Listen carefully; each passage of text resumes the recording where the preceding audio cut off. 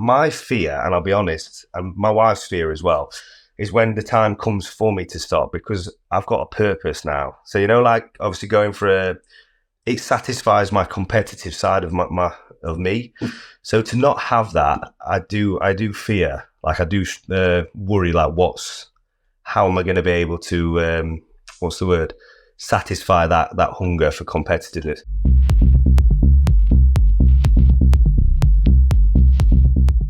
You said it was going to be your last Olympia, and then the word was where the emphasis. Yeah. You've spoken before about once you've won a show, that's it. You've ticked it off. You can move on to another target. What's different this time, and what is your plan?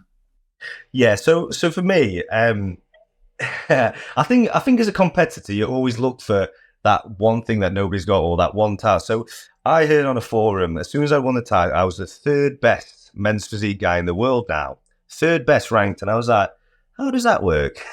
And they basically said, you've got Jeremy Buendia, who's 4 times, you've got Brandon Hendricks, who's 3 times, and then you've got myself, who's 1.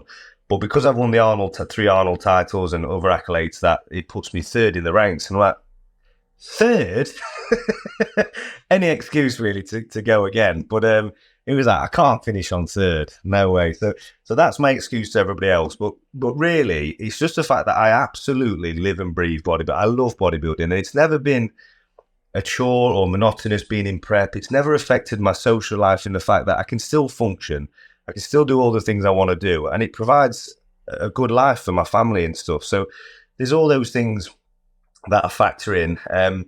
Obviously, building the gym and the facility I've built just recently, that was because of my mentality of retiring this year. So it has thrown a bit of a spanner in the works there. So what's the goal now, right? Because like all successful sportsmen or people in life, there's an element of redefining the goals, moving the goalposts, right? Yeah. So all you've wanted your career is the O. You've got that. Yeah. So now what is it? Legacy? Is 2 enough? I think 3 enough? Yeah. When are you going to say, you know what, I've absolutely achieved everything I set out in this industry? I honestly, I can never say like a number. And I always did say, and it's hard because I always did say if I ever won the title, I wouldn't feel the need to keep going back for it. But at the same time, I think I'm looking for excuses, but there's so many things what I missed where my daughter's 15 weeks old, so she won't have a clue about this. My son's 3, and he was watching me on TV this year. He came last year, he was fast asleep the whole way through it in Vegas. So at 2 years old, but 3 years old, he was really noticing it. And he's coming to the gym with me now on his treadmill at 3 years old and doing his squat. And he's really proud of that. And I've got videos of him watching me winning that title, and he was just jumping around the room, elated. And he was just, and I thought, I would love to share that moment with him. When he's 4 years old next year, it'd be an absolute dream of mine to be able to do that. But secondly, like I say, it provides a great life for us. And it is apparent that my following, that my name in the industry is competing. There are other things, obviously, but whenever I'm not in prep or not competing, it's just not as active. Like life's not as active. So I do love the structure that it gives me, and I've done it for 20 years. I've only been competing, or 10 years, but for 20 years it's been my life anyway. For the first 10 years I was in a prep, so to speak, because it's just my everyday life. So yeah, I don't like to put a time on it. It's just I'm enjoying it, and whilever I'm enjoying it, and whilever it's providing a good life for my family, I'll carry on. Fairly confident that you'll know when the time is right, because and before we get to that, just to cycle back, because you said that you only wanted to do, once you got one Olympia, that would be enough. That's what you were telling everyone. Is that what you believed, or did you know deep down you were saying that, and actually you wouldn't be satisfied with one? Talk to me a little bit about your mindset. Is there a slight juxtaposition between what you're telling the world and what you're telling yourself? Yeah.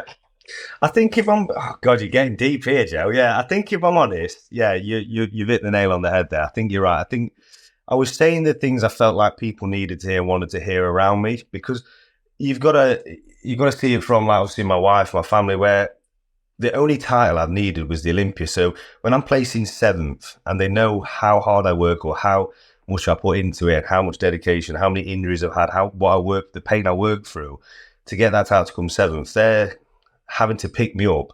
I'm not somebody who's negative, you know, like I'm not saying I need someone, but they are around me. They know I'm hurting inside from that 7th place, from that 5th place the year before. And so, because that's just not me as a competitor. So it was coming to a point where I felt like, selfishly, I need to think about them as well as myself. Like, it is no point dragging them through the mud and doing it when I've achieved what I can achieve. I'm as far as I can achieve. And am I just going to be risking my health more with more injuries and stuff like that? And affecting my time with my kids and my family and being away from them and stuff. So that was always in my head thinking, I think it's best that they want me to do it. And it's time that I give up. And as well, obviously, I meet these people and I say, I met you 10 years ago. I met you 8 years ago. I met you 6 years ago.